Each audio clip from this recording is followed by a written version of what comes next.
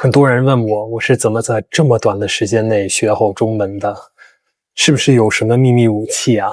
Most people look at my Mandarin learning journey and assume that I'm just some kind of Mandarin learning prodigy. But that's really not the case. When I first started learning Mandarin, the podcasts sounded like white noise. I was learning random vocabulary on Duolingo and word lists from HSK levels that I hadn't even reached yet. And in all honesty, I was just completely lost. But the change from that state to now where I'm able to speak Mandarin fluently, it didn't happen by accident. It happened because I built a system. Most learners just focus on one thing, and that's usually studying.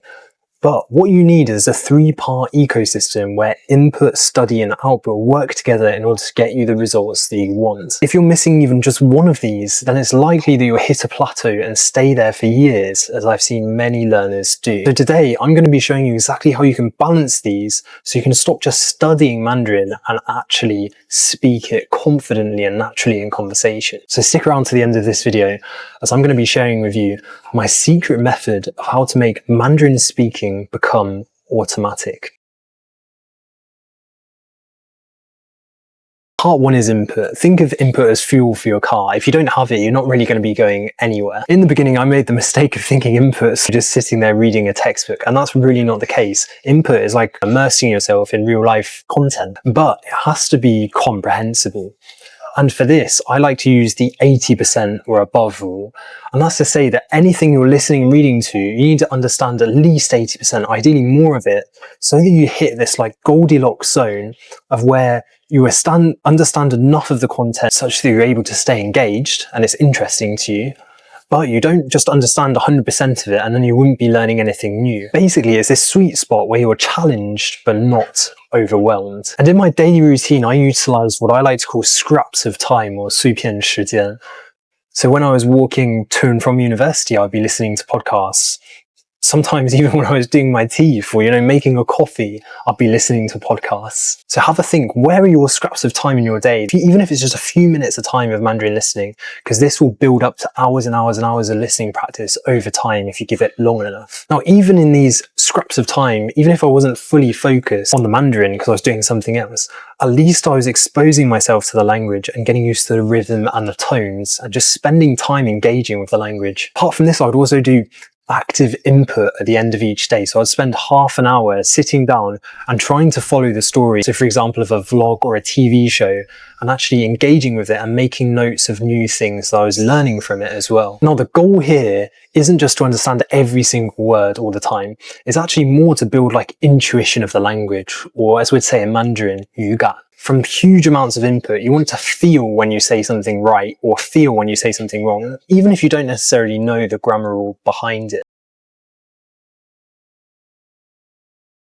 Now, input is great, but if you only do input, you're going to be learning really, really slowly. You need something to help actually use up your fuel, right?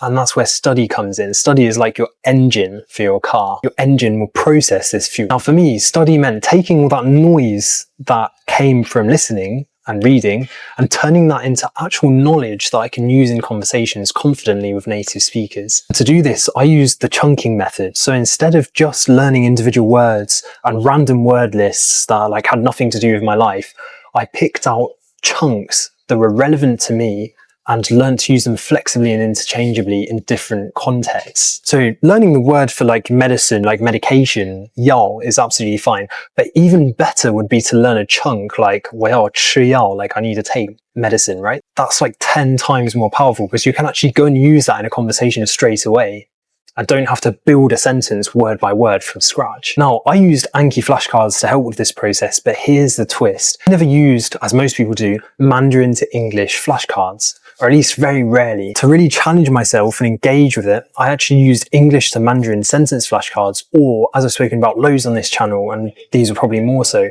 closed deletion flashcards. So for example, if I saw the English sentence, it's raining outside, I'd have to recall 外面在下雨. And forcing your brain to produce things in this manner is called active recall.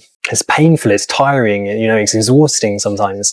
But I genuinely think this is the best way to bridge the gap between input and output, and actually being able to use what you learn from input and actually turning it into something that you can use in a conversation. So here's a quick tip. If you come across a word or a chunk multiple times in your input, and you feel that you could imagine yourself using that in conversation, then it's probably quite important, and you should definitely add that into your Anki deck and study it, ideally in the context of a chunk and ideally a full sentence, either via close deletion or the active recall flashcards. If you want to go deeper with this, what I like to call the chunking Chinese method, then I would highly recommend you go and check out my 7-day free email course, as I can just, over the course of 7 days, I can go into so much more detail than I can in just one single video. So the link's in the description if you're interested. Now, I actually used one other type of flashcard, which I haven't mentioned yet, and I haven't really spoken too much about on this channel at all. And this is like my secret method. It's for making my Mandarin speech automatic. So stick around to the end of this video and I'll break it down for you. So part number 3 is output, or the sparring. This is where people get stuck. They have input, they have their fuel, they have their engine that's processing the fuel, but they never put their car in gear, so they actually start going somewhere, and that's where output comes in. You could read 1,000 books about boxing, but unless you actually jump in a ring and start sparring someone and get punched in the face a few times, you're not really going to ever learn how to box. And the same happens when you're trying to study Mandarin. If you want to actually learn to speak, you need to go out and speak with people, as it's a social skill and it's also a motor skill as well. Now, here's how I went about practicing output, even when I was on my own without the help of native speakers. So first of all, I would talk to myself in the language. I would do 自言自语. So I'd just narrate my daily life in Mandarin as much as possible. For example, like 我坐在阳台上拍视频. Or like, 我一会儿要去做饭. This builds like your muscle memory and just getting used to speaking the language out loud. Number 2 is one of the best ways to do it, and that is to find a language parent. So I found Ryan, who's a friend of mine, who made me feel so comfortable that I could just make so many mistakes and not worry and not be embarrassed. And that made me progress so much faster. So ideally, you need to find someone who can provide that safe space for you to make mistakes. And AI is increasingly becoming a way of doing that if you don't have native speakers around you. Now, the third and final one, again, you can do completely alone without the help of native speakers. And that is filming yourself in Mandarin. And that's something I've done an awful lot of over the last few years with this YouTube channel. I'd highly recommend it because it only improves your speaking ability like absolutely rapidly. Now, ideally, in your earlier stages, you'll also want a layer of feedback on top of this.